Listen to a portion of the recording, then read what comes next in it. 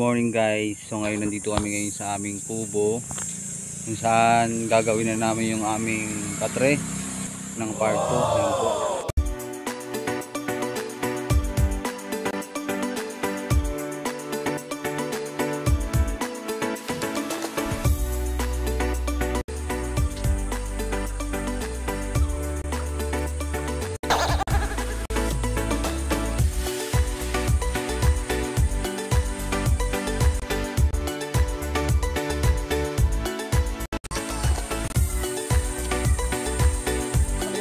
Where's the hammer?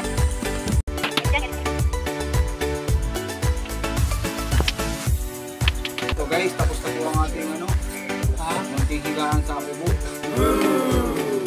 Kakain na po tayo. Kain na ngayon yung sa aming kubo. Meron kami sardinas dito. Sardinas.